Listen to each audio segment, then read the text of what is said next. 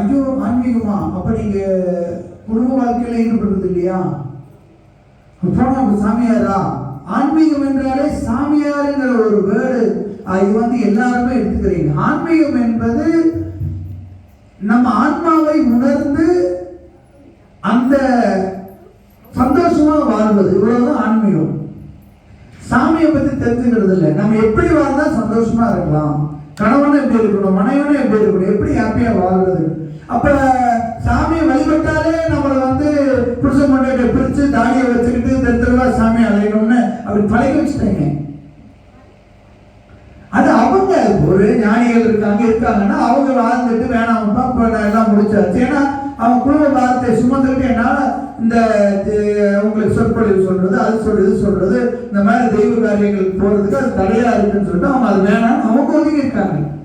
அதுக்காக அவரு குடும்பம் மட்டும் இல்லாம இருக்காருங்கிறதுக்காக நீங்களும் இதே மாதிரி நான் சாமியார ஒருத்தர் கூட அப்ப சிவபெருமான வழிபட்டாலோ ருத்ராட்சி போட்டு இப்படி சிவன் போட்டாலே அவங்க குடும்பம் இல்லாம இருக்கணும் அர்த்தமா என்ன?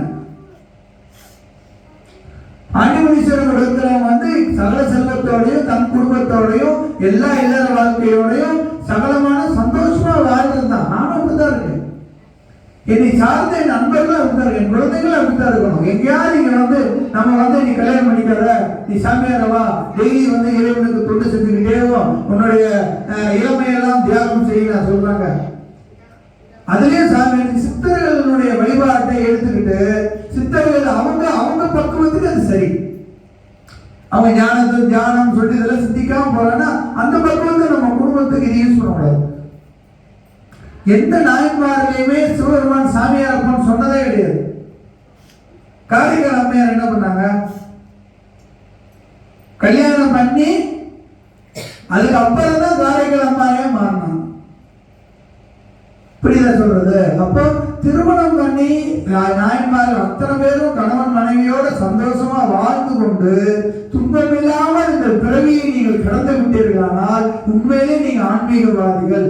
சிவபெருமான் இதை உணர்ந்து கொண்டு நீங்கள் சந்தோஷமா வாழ்ந்து இந்த பூமியை கடந்து செல்லணும்.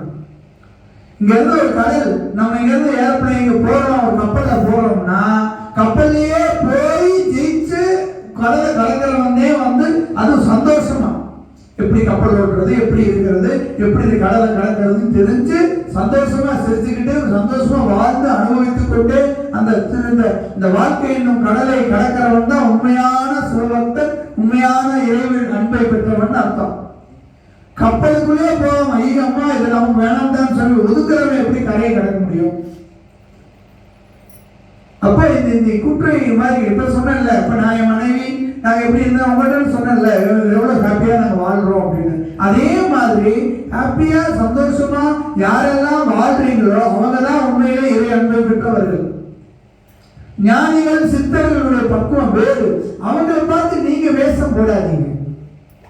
அப்படி நீங்க சித்தர் ஆகணும்னா பிறக்கிறதுக்கு முன்னாடி ஒரு 16 வயசுல அவர் ரமண மகரிஷி மாதிரி நீங்க ஆரம்பத்திலேயே அந்த மாதிரி அந்த கல்யாணம் குரு பட்டல விட்டுறணும். நம்ம இந்த துன்பம் என்பது துன்பம் கிடையாது. இந்த மனித பிறப்பு, இந்த பூமியில பிறந்த இந்த வாழ்க்கையை குழந்தை குட்டியோட சந்தோஷமாக கணவன் மனைவி சந்தோஷமாக என்னையும் போலவே வாழ்ந்து நீங்களும் இந்த இதை கடக்கணுமே ஒழிய கடக்கணுமே ஒழிய இதை விட்டு ஒதுங்கி ஓடி இருக்கக்கூடாது. அப்ப நிஜமான கூட சேர்றவங்க எல்லாருமே சாமியாரு இல்வாதத்தில் ஈடுபட மாட்டாங்க, ஏன் நீங்க இதுவே இருப்பீங்க இப்படின்னு சொன்னா அது அபத்தம். சிவபெருமானை வழிபடுவது கூட்டம் சேர்ப்பவர்கள் அல்ல. கணவன் மனைவியை பிரித்து கொண்டு தனியா சாமியார் ஆக்குறது அல்ல. இந்த மூக்குத்தி அம்மன் படத்தில் வர மாதிரி அவரு 1000 முன்னாடி வச்சுக்குவாராம். இவருக்கு மட்டும் நீ சாமியாரா இறைவனுக்கு தொண்டு செய், குடும்பத்தை விட்டு வா, குடும்ப பந்தத்தை விட்டு வெளியே போ. பந்தத்தை விட்டு வெளியே போன ஏன் சொன்னார் கொடுத்தாரு?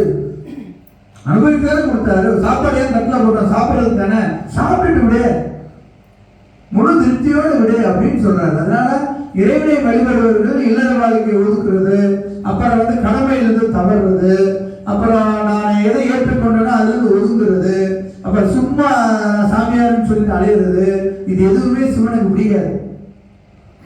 அது இந்த லைஃப் இல்லை.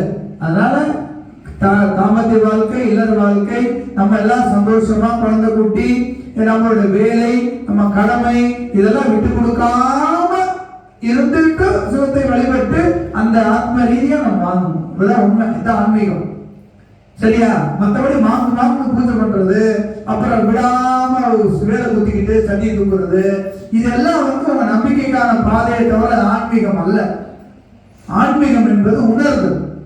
ஆன்மீகம் என்பது உணர்தல். இந்த பூமியில இந்த ஆன்மா எப்படி வாழ்ந்தா சந்தோஷமா இருக்கும், யாராவது எப்படி ஹேண்டில் பண்ணா சந்தோஷமா இருக்கும், என் மனைவியோட எப்படி வாழ்ந்தா சந்தோஷமா இருக்க முடியும், என் தந்தையுடன் எப்படி பயணப்பட்டா சந்தோஷமா இருக்க முடியும், இந்த படிப்பை எப்படி படிச்சா நான் அதை பயன்படுத்த முடியும், இந்த வாழ்க்கையை எப்படி கடக்கணும், பிள்ளை எப்படி வளர்க்கணும், அதை எப்படி வளர்த்தா நான் துன்பம் இல்லாமல் வளர்க்கலாங்கிறத இதையெல்லாம் உணர்ந்து கொண்டு வாழ்வது தான் ஆன்மீகம். இதுதான் ஆன்மீகம், மற்றபடி இது கிடையாது. நீங்க சந்தோஷமா சாமியாரா போறது ஆன்மீகம் அல்ல.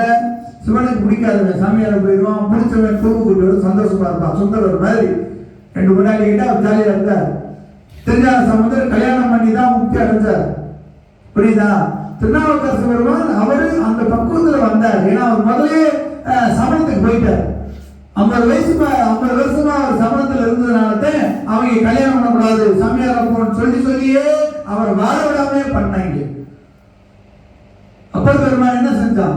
சமணத்துல போனதுனால நீ கல்யாணம் பண்ணக்கூடாது, சாமியார் உன்னுடைய பவர் போயிடும் அப்படி சொல்லியே அவர் சொல்லி கடைசி 50 வருஷம் யோசிச்சாரு. நம்ம இவ்வளவு தூரம் சமணத்துல வந்து எதையுமே சாதிக்கலையே, ஏன் சுகநாதன் சொன்னதுக்கு அப்புறம் அவர் சிவத்து பக்கம் சைவத்து பக்கம் வந்தாரு. இப்ப போய் 50 வயசுக்கு அப்புறம் 60 வயசுக்கு அப்புறம் போய் நான் கல்யாணம் பண்ணி அவர் குடும்ப வாழ்க்கை நடத்த முடியா? அதனால சிவபெருமான் என்ன பண்ணார்? ஆட்கொண்டார். அவருக்கு தான் திருமணம் கொடுக்கவில்லை. புரியுதா சொல்றது? அதனால திருமணம் சந்தோஷம், வாழ்க்கை சகலமும் சிவமா சிவசக்தியா வாழ்ந்தாத்தே உண்டு. அதனால சிவத்தை வழிபடும், சாமியார் ஆகக்கூடாது, சன்னியாசி ஆகக்கூடாது. இல்லற வாழ்க்கையில் இருந்து கொண்டே சகல சந்தோஷத்தையும் அனுபவித்துக் கொண்டே சரியான பாதையில் சென்று இந்த பிறவி கடலை கடக்கணும். அவன் தான் உண்மையான சிவசித்தன். ஓம் நமச்சிவாய, ஓம் நமச்சிவாய, ஓம் நமச்சிவாய.